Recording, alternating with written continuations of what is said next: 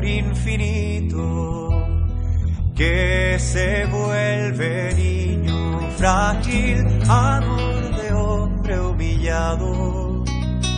Quiero hablar de un amor apasionado.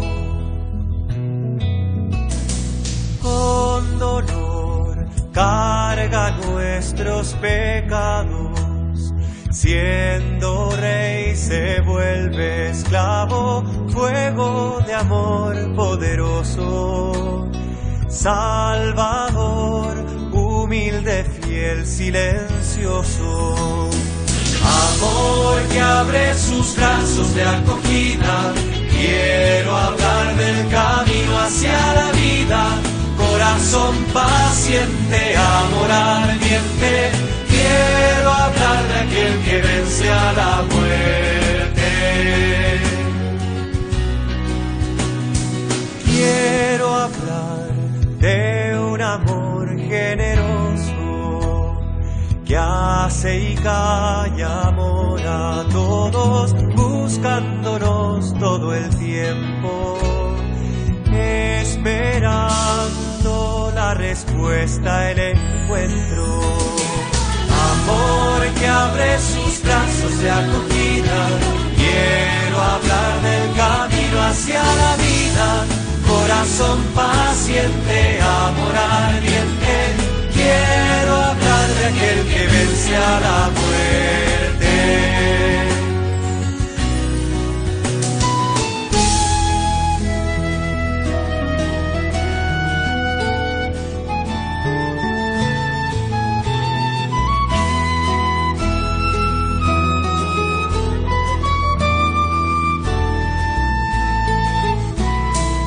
Quiero hablar de un amor diferente, misterioso, inclaudicable, amor que vence en la cruz. Quiero hablar del corazón de Jesús. Amor que abre sus brazos de acogida, quiero hablar del camino hacia la vida. Corazón paciente, amor ardiente, quiero hablar de aquel que vence a la muerte. Amor que abre sus brazos de acogida, quiero hablar del camino hacia la vida. Corazón paciente, amor ardiente, quiero hablar de aquel que vence a la muerte.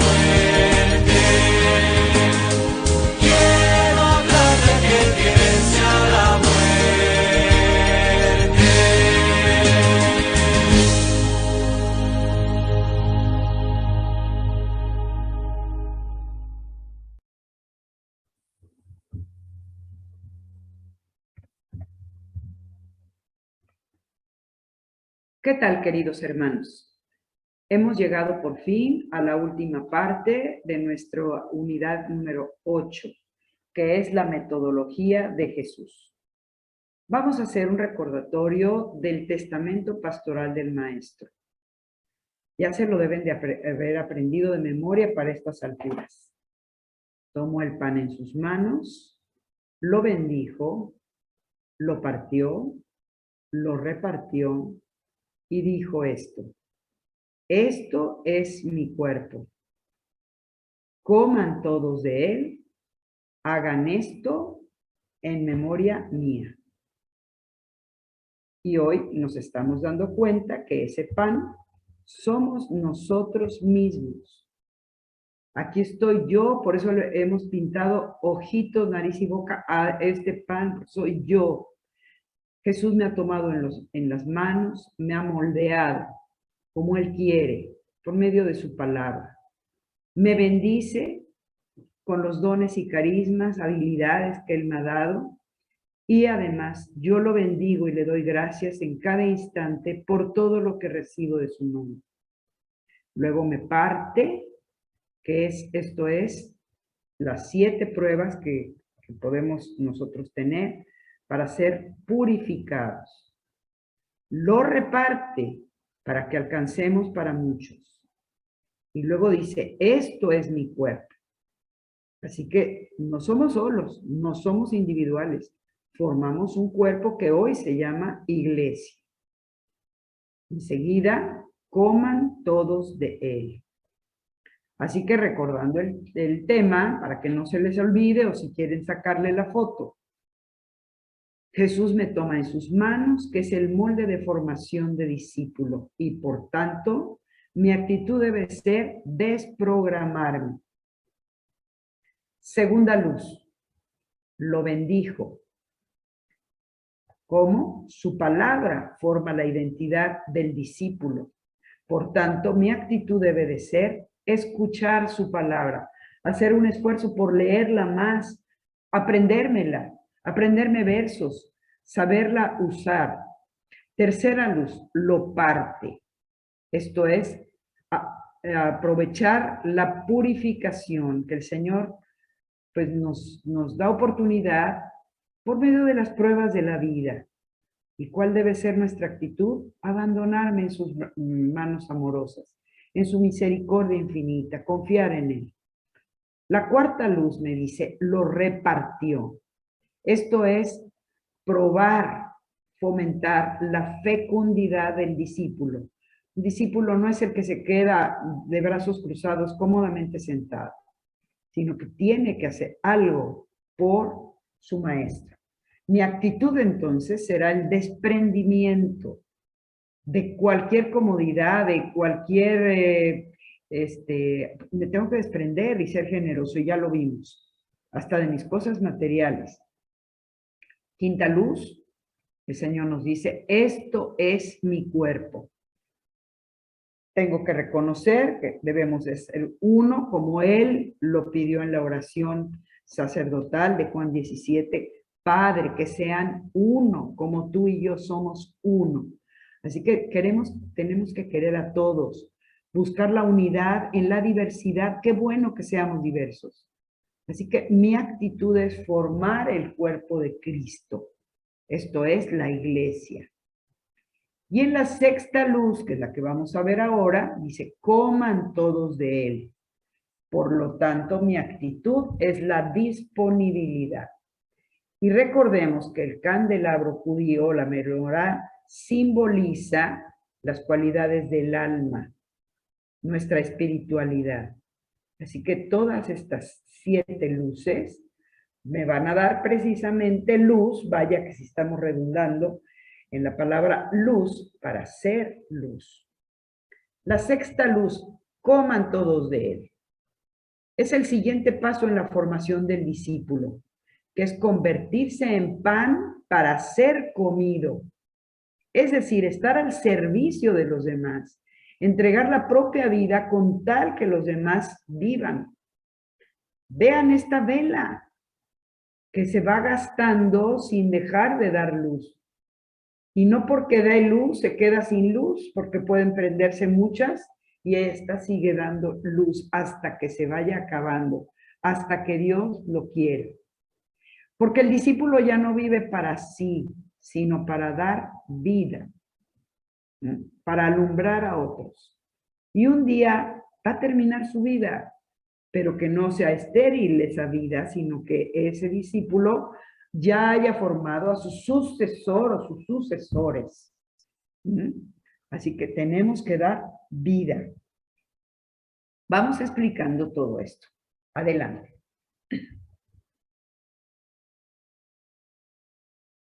Vamos adelante. ¿Qué es dar la vida? Así como Jesús, el buen pastor, el discípulo arriesga su vida por otros. Esta estampa a mí me impresiona.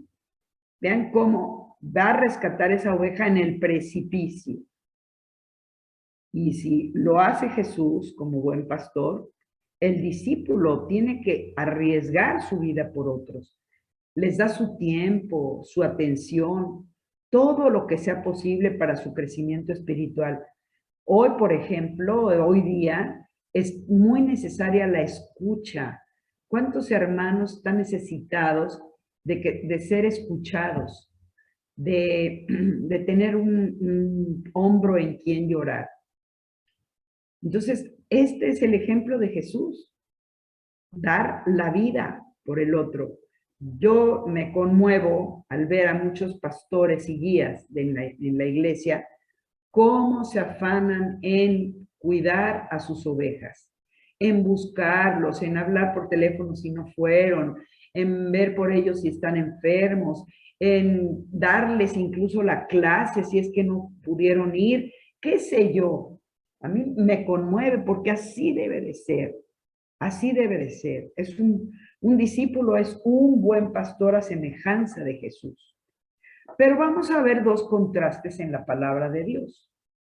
El primer contraste es muy triste, muy terrible. Está en la palabra de Dios en el profeta Ezequiel, capítulo 34. Dice, ay de ustedes, pastores de Israel, pastores que solo se preocupan de ustedes mismos. ¿Acaso el pastor no tiene que preocuparse del rebaño? Se alimentan de leche, se visten con su lana, sacrifican los animales más gordos, pero no se preocupan de las ovejas. No han reanimado a la oveja agotada, no se han preocupado de la que estaba enferma, ni curado a la que estaba herida, ni han traído de vuelta a la que estaba extraviada, ni buscado a la que estaba perdida. Y seguimos leyendo. Como este pastor, no le importa mucho el rebaño, él quiere la oveja más gorda. En cambio, veamos el contraste con el canto de Isaías del servidor sufriente. Fíjense, la actitud del siervo de Yahvé que aparece en el profeta de Isaías es que da su vida en favor de los suyos y muere para que nosotros seamos curados y vivamos en paz. Veamos un pedacito del capítulo 52 y luego vamos a seguir viendo el 53. Y dice así, textualmente, mi siervo, o sea Jesús, al final tendrá éxito. Será exaltado y puesto en lo más alto. ¿Pero en lo más alto de dónde? De la cruz. Así como muchos quedaron espantados al verlo, pues estaba tan desfigurado que ya no parecía un ser humano. Así también muchas naciones se asombrarán y los reyes quedarán sin palabras cuando vean lo que no se les había contado y descubran cosas que no se habían oído. ¿Quién creerá la noticia que recibimos? Y la obra mayor de Yahvé, ¿a quién se la reveló? Sigamos leyendo. Este ha crecido ante Dios como un retoño, como raíz en tierra seca, sin brillo ni apariencia para que nos fijáramos en él, y su apariencia no podía cautivarnos. Despreciado por los hombres y marginado, varón de dolores y familiarizado con el sufrimiento, uno de aquellos a los que se le vuelve la cara, no contaba para nada y no hemos hecho caso de él. Sin embargo, eran nuestras dolencias las que él llevaba y nuestros dolores los que le pesaban. Nosotros lo creíamos azotado por Dios, castigado y humillado. Sigamos leyendo. Y eran nuestras faltas por las que era destruido, nuestros pecados por los que era aplastado. Él soportó el castigo que nos trae la paz, y por sus llagas hemos sido sanados. Todos andábamos como ovejas errantes, cada cual seguía su propio camino, y Yahvé descargó sobre él la culpa de todos nosotros. Fue maltratado, y él se humilló y no dijo nada. Fue llevado cual cordero al matadero, como la oveja muda cuando la esquilan. Fue detenido, enjuiciado y eliminado. ¿Y quién ha pensado en su suerte? Pues ha sido arrancado del mundo de los vivos y herido de muerte por los crímenes de su pueblo. Fue sepultado junto a los malhechores y su tumba quedó junto a los ricos, a pesar de que no cometió violencia ni nunca salió la mentira de su boca. Quiso Yahvé destrozarlo con padecimientos y él ofreció su vida como sacrificio por el pecado. Por eso verá a sus descendientes y tendrá larga vida, y el proyecto de Dios prosperará en sus manos. A cambio de las amarguras que haya padecido su alma, gozará del pleno conocimiento. El justo, mi servidor, hará una multitud de justos y se hará cargo de sus deudas. Por eso lo contaré entre los grandes y le daré la herencia reservada a los fuertes, porque se ha negado a sí mismo hasta la muerte y ha sido contado entre los pecadores cuando llevaba sobre sí el pecado de muchos e intercedía por los pecadores. Palabra de Dios en Isaías 52 al final y 53 al principio. Por eso, hermanos, ¿cuál debe ser nuestra actitud? Yo los invito a que vuelvan a leer este pedacito del Cántico del Siervo Sufriente, para que vean cómo se refiere a Jesús y nosotros en este tiempo que pasamos impávidos sin hacerle caso. El buen pastor que es Jesús se ha entregado ya en favor de todos nosotros y no tiene preferencia sino por el más necesitado o por aquel de quien nada puede recibir a cambio. Esto lo digo por nosotros. Hay pastores interesados, que sirven a quienes después les pueden gratificar sus servicios o les van a retribuir de alguna manera, o van a ser aclamados, o van a ser reconocidos públicamente. No me refiero a los pastores sacerdotes, sino a los pastores laicos, que somos nosotros. Por tanto, el verdadero apóstol es trigo que muere para dar su fruto. Porque su felicidad no la cimenta en mandar o organizar, sino en desaparecer en tiempo oportuno y hacer que otros florezcan.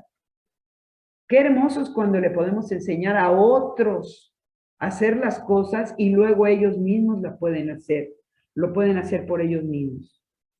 Me acuerdo de una señora al principio de la comunidad donde yo empecé. Y un día, diario teníamos que poner el altar porque la iglesia era prácticamente al aire libre. Y yo estaba apurada poniendo todas las cosas del altar. Y un día ella me dijo, enséñame, yo quiero aprender esto que tú haces. Y primero lo hicimos las dos juntas, pero al cabo del tiempo, ella lo hacía perfectamente solita. Y no solo eso, en los grandes congresos, ella dominaba toda la liturgia y sabía llevar todo el equipo del altar para estar en un estadio o en el seminario o en el campo de fútbol. Lo podía poner perfectamente sola. A mí me daba un gusto verla, de verdad, cómo había progresado esta persona.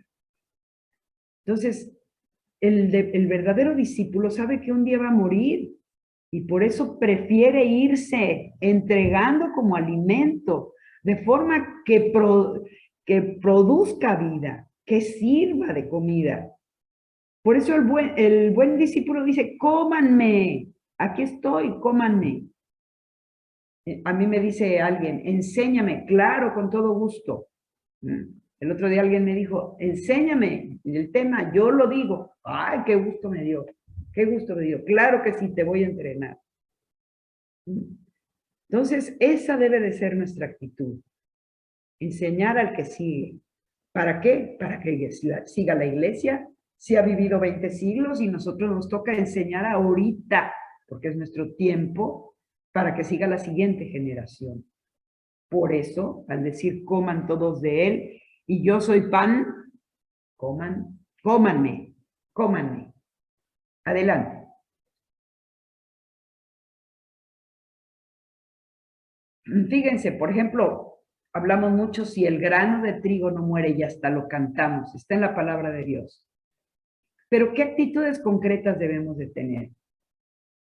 Aquí está un molino de trigo y es una piedra sobre otra piedra. A veces la piedra le da vueltas por una bestia de carga pues que para eso la han entrenado, la amarran y solamente da vueltas y vueltas y vueltas hasta que va moliendo lo que sea, el grano de trigo o las aceitunas para sacar el aceite, qué sé yo, o algún otro cereal. Por eso les puse esta estampa para que vean cómo es un molino antiguo de trigo. Piedra con piedra se va apachurrando el grano. Entonces, ¿cuál es nuestra actitud? Dejemos de pensar que un discípulo o un apóstol es el que manda. Por el contrario, es el que muere para que otros vivan. Es dejar de considerar los beneficios que supuestamente merecemos y renunciar a todo, a toda comodidad, a todo privilegio, excepto a entregarnos en favor de otros. Es dejar de centrarnos en nuestros privilegios, de que, ay, soy el coordinador del ministerio tal o del grupo tal. No, es comenzar a servir a todos, especialmente a los más necesitados. Y cualquier servicio, desde hacer el aseo, levantar las sillas, ponerlas en su lugar, lo que haga falta, ponernos en servicio, en lo que haga falta. Y alguien dice, si el padre dice, ¿quién nos podría coordinar? Y luego sale alguna persona, bendito sea Dios. ¿Y quién podría ser el equipo de hospitalidad? Y sale otro, yo podría. Qué bueno, bendito sea Dios. Y podemos poner 1000 ejemplos.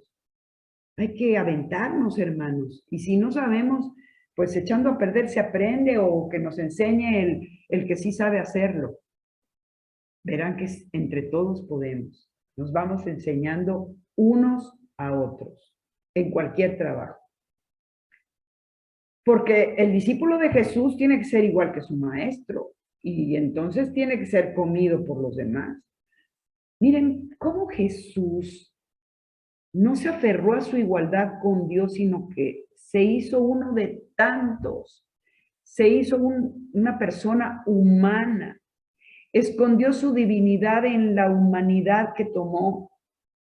Y ahora, hermanos, a mí me conmueve esto, que esconda su divinidad y su humanidad en un pedazo de pan insignificante. Y la hostia que comemos, consagrada, que es su cuerpo, su sangre, su alma y su divinidad. No parece, pero ahí está.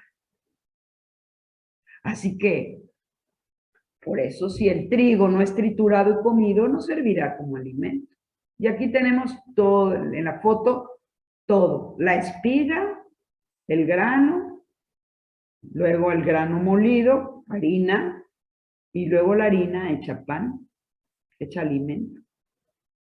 Así tenemos que ser nosotros. Triturados, molidos, y luego hechos alimento. Y dejarnos comer. ¿Se acuerdan el ejemplo de Jonás? Es un símbolo. Profeta Jonás, aquel profeta desobediente. Lo mandaron a predicar a Nínive y se fue al lado contrario, se embarcó a Tarsis. ¿Y luego qué pasó? Pues como les dio un mal tiempo y la tormenta, los marineros dijeron, alguien aquí anda mal, por eso vamos a, ¿quién está enemistado con Dios, verdad? Y Jonás dice, pues yo lo desobedecí y pum, bátela, lo tiran al mar y es comido por el pez. Y el pez se lo lleva y es depositado en el lugar donde tenía que ir a predicar, hasta Nínive. Hasta que es comido, es se lanza a evangelizar. Así que yo prefiero ser comido que a que me coman.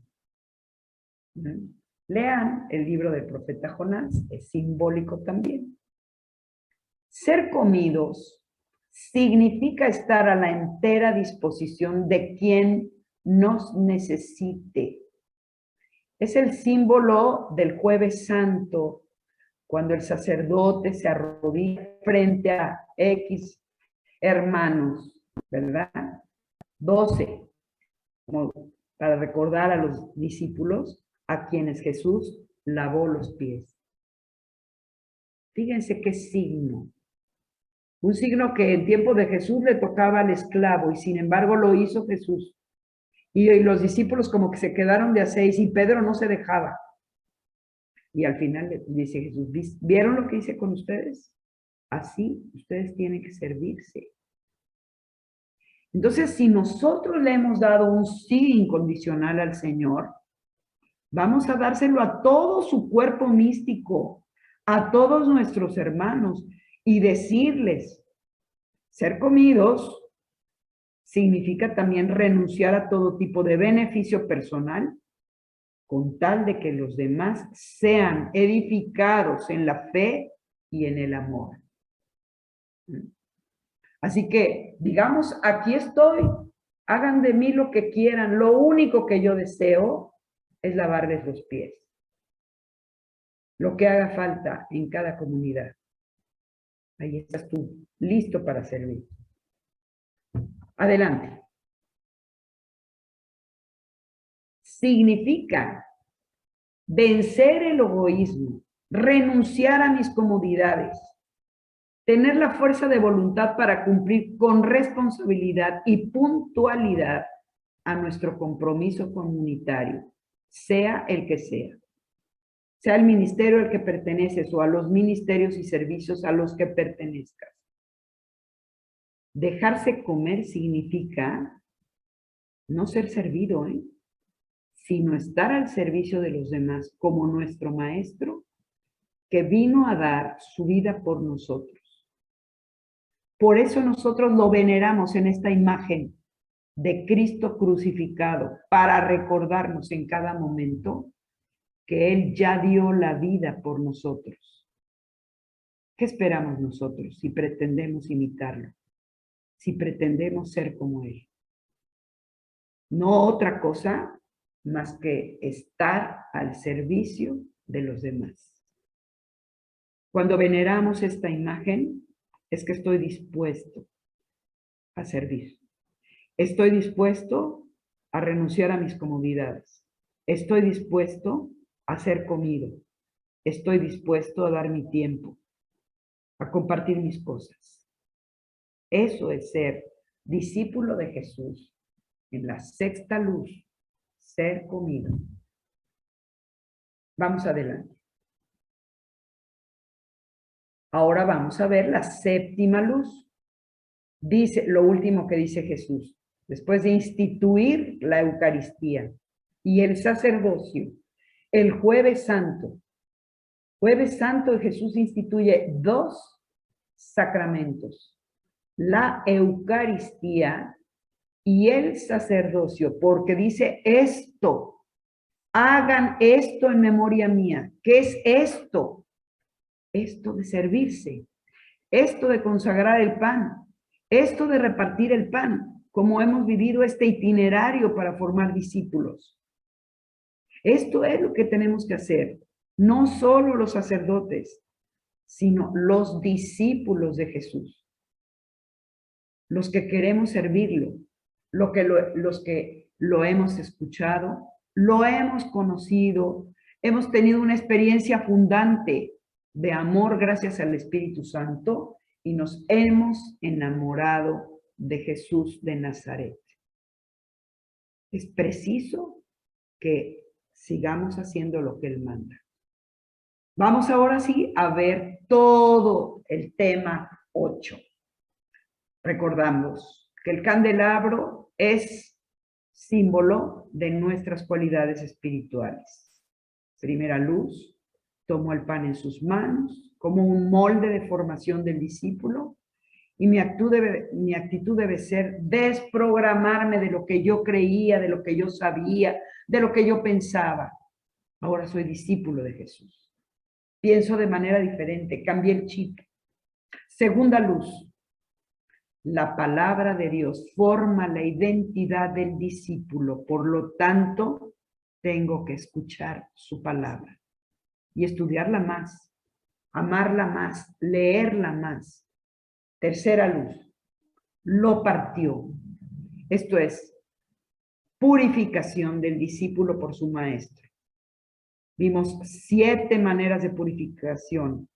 No le saquemos, no las despreciemos, no nos quejemos, sino abracémosla. Como Jesús abrazó la pasión y estuvo dispuesto a sufrir todo lo que sufrió.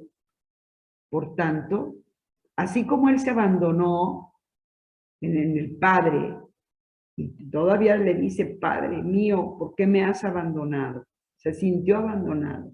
Pues a mí, ¿qué me queda sino abandonarme en las manos de mi maestro? Cuarta luz, lo repartió. Tenemos que ser repartidos, porque tenemos que ser fecundos. Y nuestra actitud es el desprendimiento, o sea, la generosidad de mi tiempo, de mis cosas, de mis comodidades. Hay que moverse. Quinta luz, esto es mi cuerpo. Jesús no hizo hongos, hizo un cuerpo místico, diversos pero en uno solo. Y mi actitud debe de ser luchar y hacer todo lo posible por formar el cuerpo de Cristo que es la iglesia. Ya no se vale menospreciar a nadie. Ya no se vale estar en competencias, ni siquiera menos dentro de la iglesia, de que mi ministerio es el mejor, nuestro grupo es de mucho ambiente, nosotros somos los mejores. No, al revés. Vamos a ayudar, vamos a enseñar a todos los demás. Y al que no pueda le ayudamos, le metemos el hombro, etcétera, etcétera. Entonces, sexta luz, lo acabamos de ver, coman todos de él y mi actitud debe de ser de disponibilidad en lo que se necesite. Ahora vamos a ver la séptima luz, la última. Hagan esto en memoria mía. ¿Y qué hizo Jesús? ¿Qué hizo por 3 años? Formó a sus 12 discípulos. Claro, fue con todas las multitudes. Sí, claro que les predicó, sanó a multitud de personas, pero era como una enseñanza para aquellos 12, que salvo Judas, todos fueron santos. Todos murieron por Cristo. Acuérdense que el reemplazo de Judas fue Matías, y todos fueron discípulos de Jesús.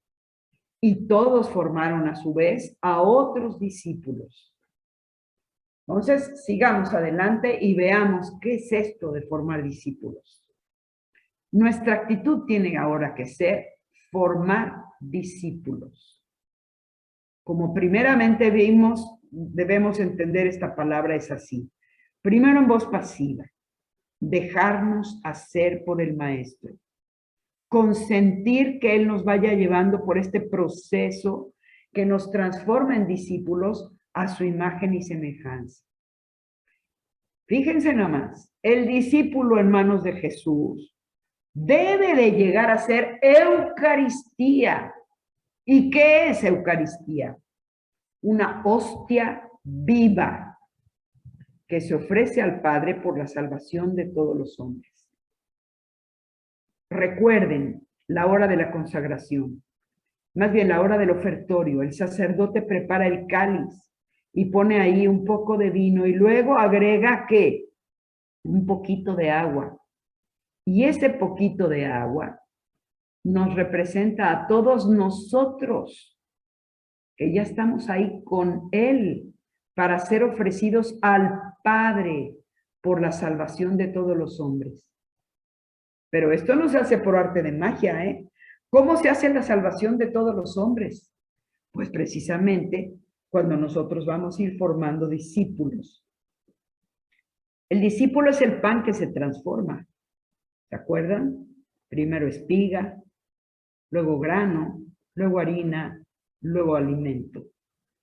Pero al mismo tiempo es el altar donde el mismo Jesús se consagra a Dios y a los hombres. Ya no nos podemos separar de Él. Estamos ahí, en el cáliz, con Él. Y al rato, el sacerdote va a dar la comunión. Ya no puedo decir, no, yo a ese hermano no lo trago, no lo paso. No, no lo podemos decir. No podríamos comulgar. Porque tenemos que amar a todos. Y quizás al que rechazas es el que más necesita tu cariño, tu atención. O es el que está más herido, o es el que está más amolado, o más acomplejado, qué sé yo. Cuidado, hermanos. Eso es hacerlo en memoria suya. Vamos adelante. Nuestra vida tiene que llegar a ser Eucaristía. En primer lugar, Eucaristía quiere decir acción de gracias. Ahora vamos a ver cómo somos acción de gracias. En segundo lugar, el Señor nos quiere decir también ustedes repitan este mismo proceso para formar ustedes a otros discípulos. No hay otro camino. No se trata pues simplemente de entrenar a nuestra gente en técnicas, dinámicas de grupo, o capacitarle en lenguaje de la comunicación, o enseñarle ahora los medios virtuales. No. Necesariamente le tenemos que enseñar a él a ser también Eucaristía. Darse también. Todo este proceso que hemos seguido de las 7 luces del candelabro, se lo tenemos que enseñar al que sigue de nosotros. Porque ¿saben qué? El discípulo no nace, se hace a través de un proceso. Y este proceso nos los enseñó el mismo Jesús. En este capítulo hemos mostrado con toda claridad cómo Dios afila nuestra hacha para convertirnos en verdaderos discípulos de Jesús. ¿Se acuerdan de nuestra plática inicial? En donde hablamos de cómo uno de los dos se iba a la cabaña a afilar el hacha. El otro pensaba que iba a descansar, que se quedaba dormido 2 horas. Pero cuando descubrió que se iba a afilar el hacha, era estar con su Padre Dios. Y el Padre nos afila, nos perfecciona, nos purifica, nos enseña, nos muestra sus secretos. Dale chance, ponte en su presencia un rato al día, poco a poco. Al principio serán minutos, después lo vas a necesitar más y más. Porque sabes que la Eucaristía más hermosa que tú puedes vivir es la propia Eucaristía. Es decir, cuando seas transformado en Cristo Jesús y ofrecido junto con Él y junto con todo el cuerpo místico como una ofrenda agradable al Padre. Ese es el plan. Ese es el plan. ¿A qué no te lo imaginabas? Creemos que ser buenos cristianos es aprendernos muchas cosas, es aprendernos fórmulas, doctrina o hasta la Biblia de memoria. La Biblia no se aprende de memoria si no se entiende. No podríamos aprender nada de memoria si no lo entendemos. Así que esto es el plan de Jesús. Este es el proceso que Jesús quiere. Que produzcamos discípulos. Sigamos adelante. Ser Eucaristía es producir discípulos. El discípulo Juan ha vivido este proceso de 7 pasos. Por eso ha sido capaz de entregarnos su evangelio, el último, es el último de los evangelios que se escribió, con el cual se han formado tantos discípulos de Jesús. Así podríamos ver cómo Juan formó a varios, ¿no? Pero hay una cadenita.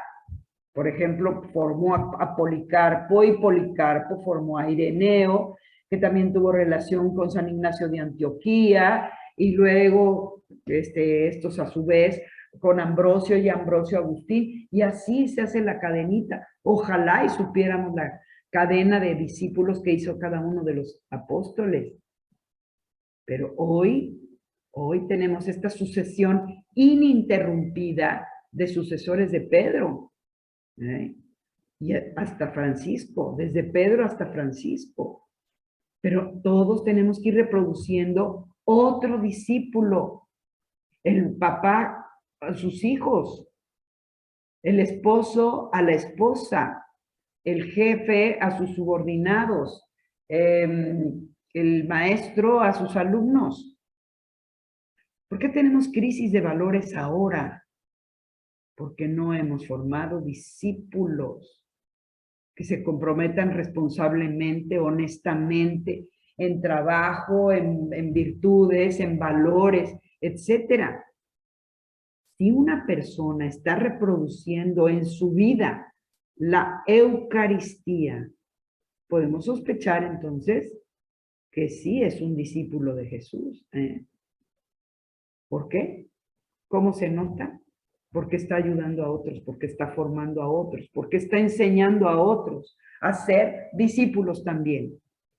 Desde los miembros de su familia hasta todos los hermanos de la comunidad y también a los de su trabajo. ¿Cuántos conozco yo que en su trabajo van trayendo a las personas, las van acercando a la iglesia, les van anunciando al Señor? No podemos quedarnos callados. Las personas que trabajan contigo, tráelas, enséñales, muéstrales a Jesús, no solo de palabras, sino con el ejemplo. Eso es lo que tenemos que hacer discípulos de Jesús. Eso es ser Eucaristía. Vamos adelante. Reproducir el plan pastoral del maestro es formar otros discípulos. Y miren, hermanos, esta es la gran comisión. Es la última voluntad de Jesús antes de irse al cielo.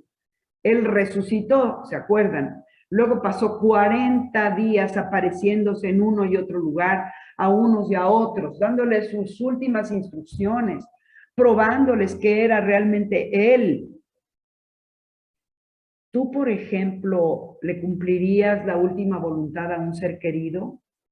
Que te dijera tu abuelita o tu papá o mamá, mira, cuando yo me muera quiero que esto se lo regales a fulano y esto a perengano y hagan esto. ¿Le cumpliría su voluntad? Claro que sí. ¿No? Yo tengo una amiga que estaba por morir y me dijo, aquí con esta sábana quiero que me amortajen, este vestido quiero que me lo pongan, qué sé yo. Usen esta vela. Todo me dijo dónde estaba, me lo enseñó en su mueble. ¿Y por qué no cumplirle su última voluntad? Pues la última voluntad de Jesús, ¿cuál creen que es? La gran comisión. Pero desgraciadamente solamente se ha quedado en la gran omisión, porque no lo hemos cumplido.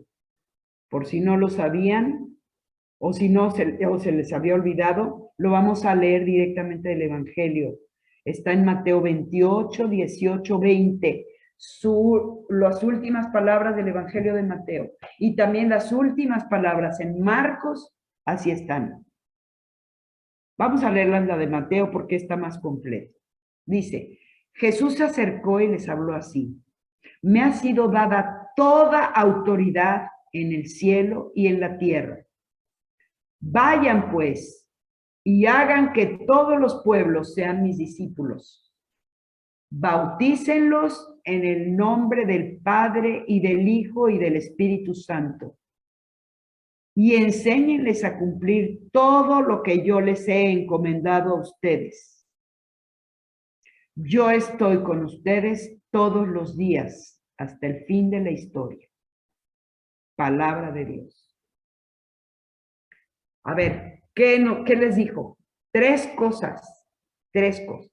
Primera, vayan y hagan que todos sean mis discípulos. Segunda cosa, bautícenlos en el nombre del Padre y del Hijo y del Espíritu Santo. Tercera, enséñenles a cumplir todo lo que yo les he encomendado a ustedes.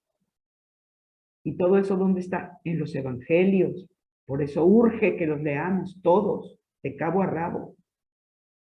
Pero nos hace una promesa sensacional. Y una promesa que es cierta y que la ha cumplido. Siempre la ha cumplido. Dice, yo estoy con ustedes todos los días hasta el fin de la historia. ¿Lo ha cumplido? ¿Es cierto? Claro que sí. Si no vamos es porque somos muy guajes. Pero aquí está con nosotros todos los días, en cada Eucaristía. En cada Eucaristía se repite el misterio pascual de Cristo. Esto es su vida, pasión, muerte y resurrección y gloriosa ascensión al cielo. Y como si fuera poco, se da en alimento, en la Sagrada Eucaristía. Si la recibimos, daremos fruto. Ya veremos. Juan lo dice muy claro en el capítulo 15, que vamos a analizar en nuestro siguiente tema. Entonces, Jesús sí ha cumplido. Nosotros, cuidado, porque no hemos cumplido esta voluntad de Jesús, esta gran comisión. Para nosotros ha sido una omisión, ya que nadie se ha confesado decir, no he evangelizado, no he hecho discípulos, me acuso de esta gran omisión. Así que este proceso de formación, hermanos, Jesús nos envió a enseñar todo lo que había mandado. Gracias a Dios, inspiró a los evangelistas para que escribieran todas las cosas que tenían que escribir. Hubiéramos querido que hubieran sido más cosas, pero esto fue lo que nos dejaron los evangelistas para entender la obra de Jesús.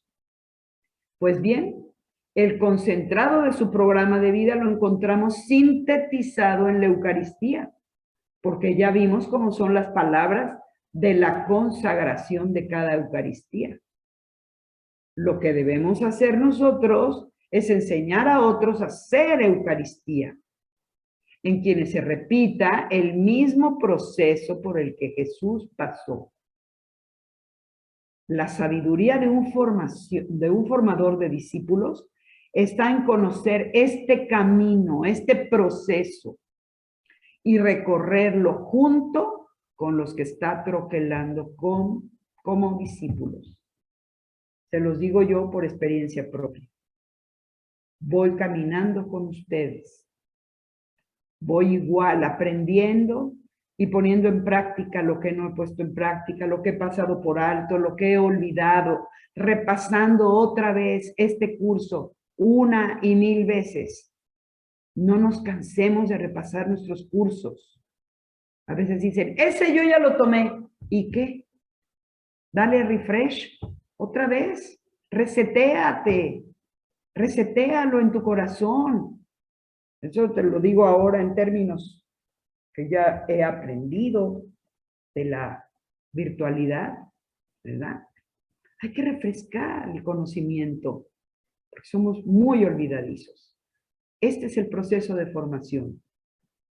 Vamos adelante. Volvemos a verlo. Apréndetelo de memoria. Tomó el pan en sus manos. ¿Qué hizo? Lo bendijo. ¿Qué es eso? Nos dijo bien su palabra. Lo partió. Nos purifica. Lo repartió para que alcance para todos. Y dijo, esto es mi cuerpo. Esto es mi cuerpo. Quiere decir, no estás solito. Eres iglesia. Coman todos de él. Date a los demás. La única manera de ser feliz, dándose a los demás. Hagan esto en memoria mía. Haz discípulos. Enseña a otros. Miren, yo lo veo con los chavos. Cuando los muchachos empiezan en un grupo juvenil a hacer cosas en favor de los demás, son plenamente felices. Plenamente felices. Hoy me acuerdo de esa ilusión que teníamos cuando éramos chamacos de ir a las misiones para llevar algo, y bien poquito era lo que podíamos llevar. A nosotros se nos hacían cosas maravillosas, extraordinarias, y eran bien pocas cosas. Y sin embargo, las gentes estaban felices y nos daban las gracias, pero más felices estábamos nosotros, y llegábamos a contar nuestras aventuras. Ese es el chiste. Hay más alegría en dar que en recibir. Y no lo digo yo, lo dice San Pablo, pero yo ya lo comprobé. Bueno, así que vamos ahora a pedirle al Señor que nos ayude. Porque nosotros hemos creído que la mayor alegría es encontrar el tesoro escondido y la perla preciosa de la que tanto hemos hablado, que es encontrar a Cristo Jesús. Sí, ciertamente, pero hay algo más grande que eso. Ser instrumento para que otros encuentren a Jesús. Y todavía más, formar a otros que multipliquen y extiendan la obra salvífica de Cristo Jesús en este mundo. No saben qué alegría da esto. Vean el dibujo. Ahí está Jesús, que formó primero a su discípulo. Y ese discípulo está formando a otro a semejanza de como Jesús lo formó a él. ¿Se dan cuenta? Y así nosotros tenemos que ir formando unos a otros. Nos vamos formando unos a otros. Esa es la mayor alegría. Cuando otros aprenden a formar a otros. Porque nosotros no somos eternos. Esa es nuestra preocupación. Formar a otros. Adelante. Tenemos un ejemplo. Vean, aquí está la Basílica de San Pedro en una panorámica aérea o en un dron. Y cuando se llega a la Basílica de San Pedro en Roma, vean aquí, nos reciben 4 hileras de columnas ideadas, diseñadas por el famosísimo Bernini, dispuestas en 2 semicírculos dobles que están abiertos como para darle la bienvenida a todos los que llegan allí. A la sombra de la imponente cúpula de la Basílica de San Pedro y frente a la majestuosa portada, nos encontramos con 2 estatuas, apenas se ve una así blanquita en un pedestal. Si la ven de frente, verán las 2. Nos encontramos con los 2 guardianes sobre sendos pedestales. Son los pilares de la Iglesia de Jesús. ¿Quiénes serán? Vamos a verlo en la siguiente slide. El primero con unas llaves en las manos. ¿Ya adivinan quién es? Es San Pedro. El otro con la espada de la palabra, como lo dijo él, y con algunas de sus epístolas. Todo el mundo los identifica inmediatamente. San Pedro y San Pablo, columnas firmes de la fe de la Iglesia de Cristo Jesús. Así que Pedro simboliza la jerarquía, el orden, fue el primer papa. Así le dijo Jesús, tú eres Pedro y sobre esta piedra edificaré mi iglesia. Y Pablo, el evangelizador más grande de toda la historia. Pero, ¿quién fue Pedro? Vamos adelante. Adelante. Andrés, su hermano, trajo a Pedro. Andrés era uno de los discípulos de Juan el Bautista. ¿Se acuerdan que lo platicamos? Y cuando Juan el Bautista les presentó a Jesús, Andrés y Juan fueron a buscarlo. Maestro, ¿dónde vives? Y se quedaron con él toda la tarde y toda la noche. Y Andrés fue a traer al día siguiente, de madrugada, a su hermano Pedro para presentárselo a Jesús. No habría Pedro piedra sobre la que Jesús edifica su iglesia, si su hermano Andrés no lo hubiera llamado y presentado a Jesús. Sabía Andrés que su hermano Pedro iba a poderlo hacer muy bien. Pedro convirtió a 3,000 personas en el primer discurso en el día de Pentecostés. Lo pueden leer en los Hechos de los Apóstoles al principio. Andrés, por su parte, fue el instrumento para convertir a uno que fuera capaz de convertir a 3,000. A 3,000 el primer día, pero luego a multitudes. Sin Andrés no existe Pedro, príncipe de la iglesia. Y sin este gesto fraternal, hoy el pedestal del pilar de la iglesia estaría vacío. Por otro lado, ¿quién está atrás de Pablo, el apóstol de los gentiles? Está Ananías de Damasco, aquel humilde discípulo de Jesús, al que Jesús le pidió que fuera a la calle tal a buscar a un tal Saulo. Y no quería ir porque sabía que Saulo andaba persiguiendo a los cristianos. Pero este discípulo de Jesús se atrevió a orar por el perseguidor, sanarlo de aquella ceguera y llenarlo del Espíritu Santo. Vamos a verlo en la siguiente slide. Aquí está Ananías curando a Pablo, ciego. Entonces Pablo pide el bautismo. Si Ananías no hubiera cumplido su misión, si no hubiera obedecido a Jesús porque estaba muerto de miedo, hoy no podríamos leer ninguna de las hermosas epístolas del incansable peregrino del Evangelio. Esas epístolas que, aunque fueron escritas a hombres de otras culturas y de otros tiempos, nos vienen muy bien a nosotros y que nos hablan muy bien de cómo debemos de llevarnos y de cómo formar la iglesia. Así que sin Andrés no hay Pedro. Y sin Ananías no existiría Pablo.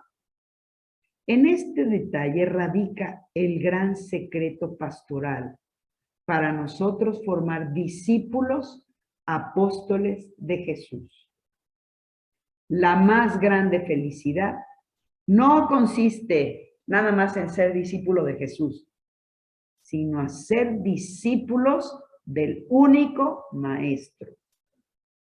La mayor alegría no es ser maestro del rebaño, sino capacitar a otros para que lleguen a ser maestros y pastores de la iglesia de Jesús.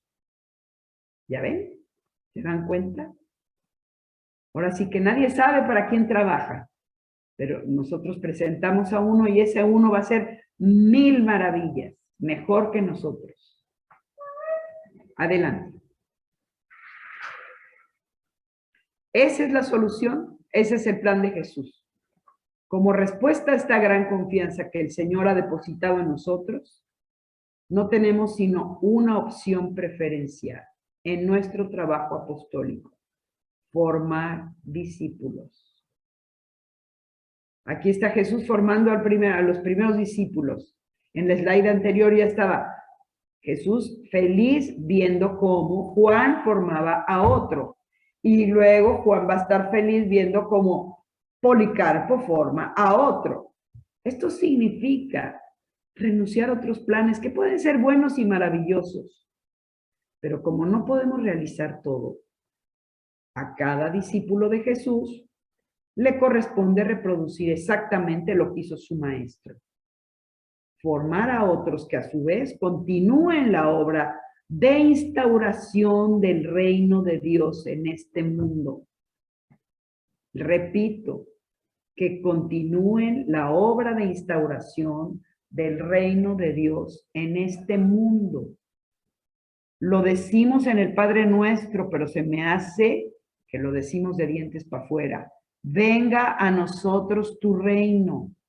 Mira, Señor, los gobernantes de ahora no dan una, ni en México ni en el mundo entero, salvo en honrosas excepciones. Por eso, que venga a nosotros tu reino, que se establezca tu reino mejor, que tú mandes. Cuando tú mandes, todo se va a arreglar. ¿Se dan cuenta? Esa es la solución. haciendo nosotros a otros discípulos de Jesús. Adelante. Se trata de tomar una decisión que va a cambiar nuestra vida y la de muchos.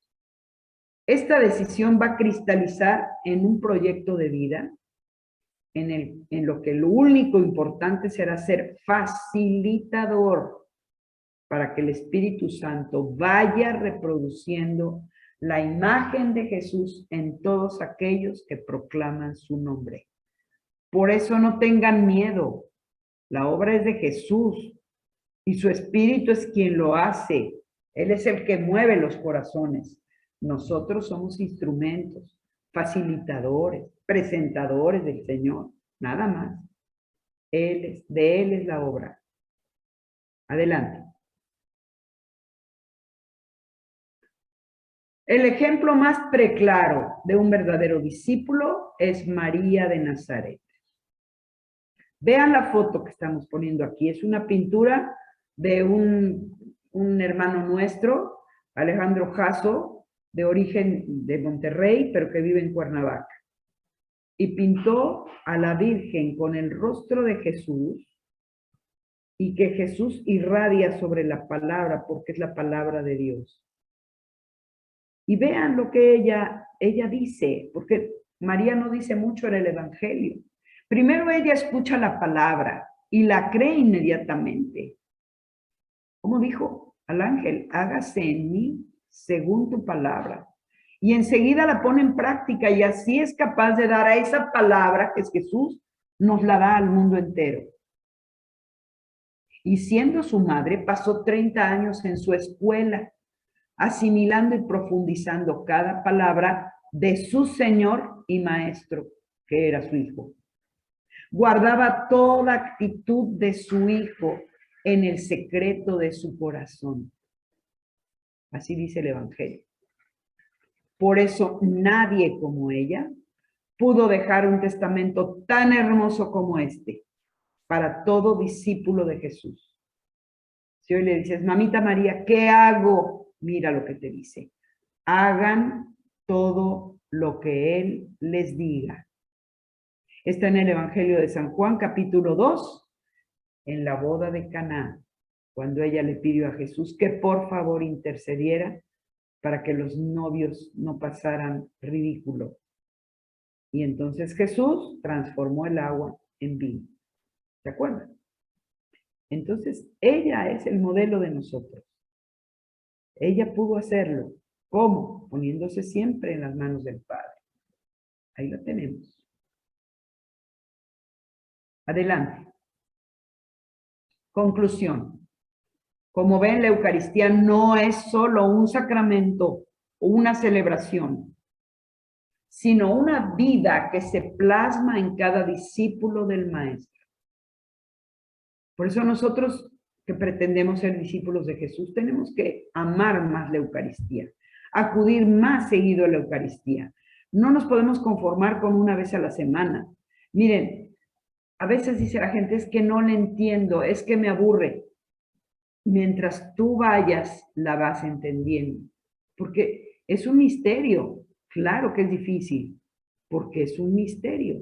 Pero síguela con toda devoción para que tú le vayas entendiendo. Porque cada uno de nosotros tiene que ser una Eucaristía unida a la única víctima de suave aroma que se ha ofrecido por la salvación de todos los hombres.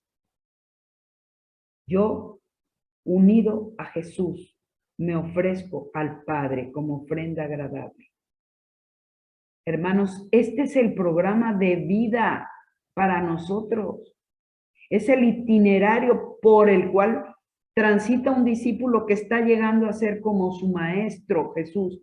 Claro, nunca lo vamos a lograr hasta que estemos cara a cara con Él, pero podemos ser felices viviéndolo ya desde ahora.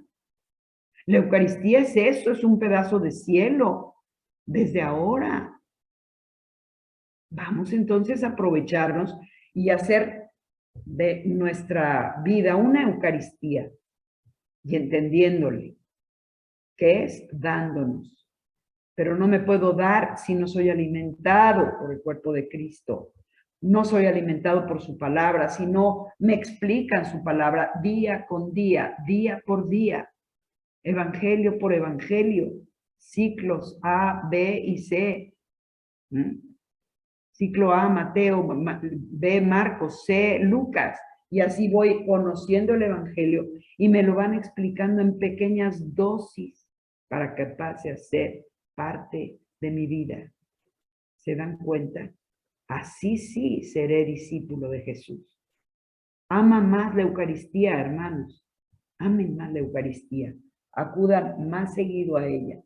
Miren, vivimos en una ciudad en donde hay Eucaristía muy temprano, o a media mañana, o a mediodía, o en la tarde.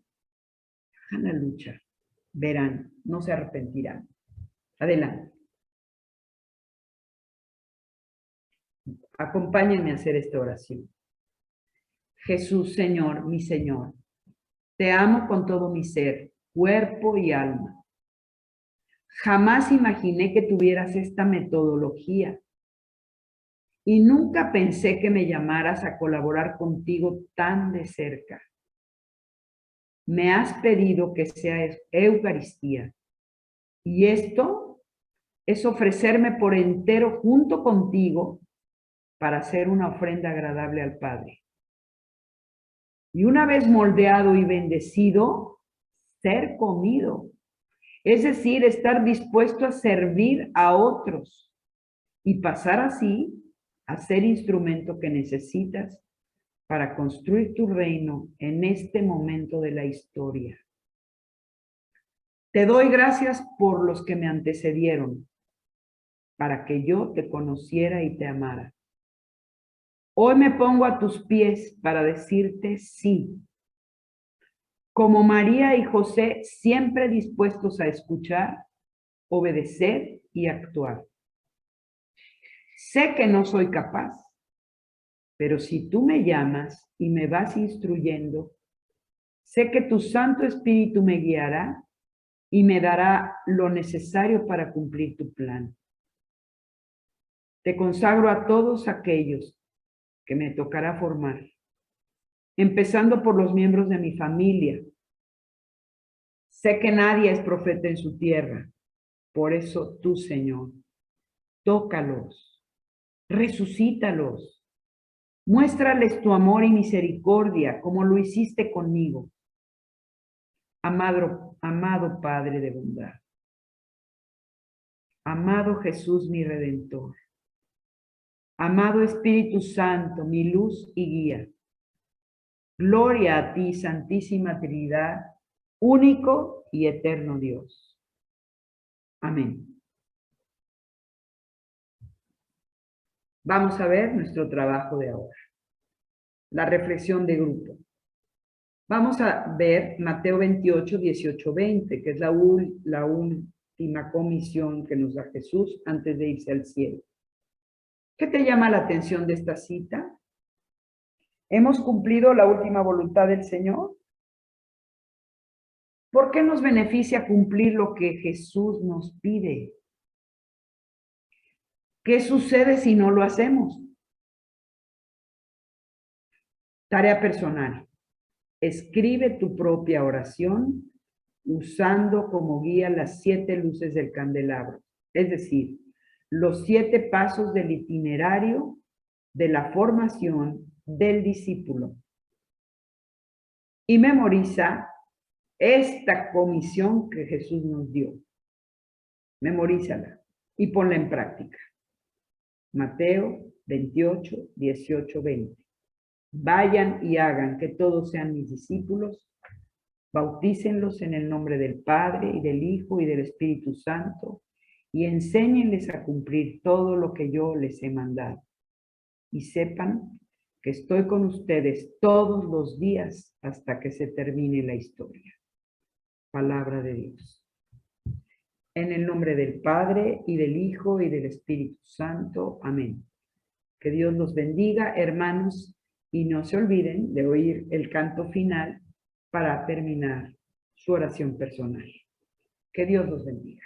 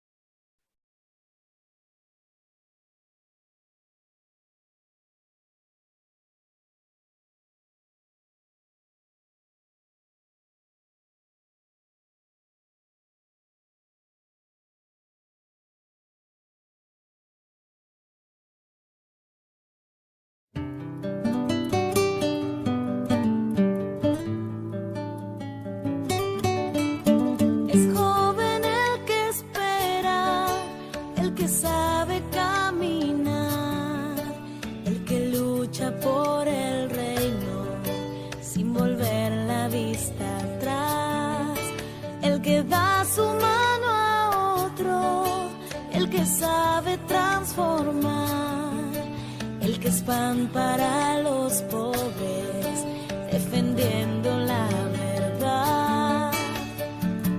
Quiero ser pan para el hambre, ser el pan de mi pueblo y construir el escándalo de compartir.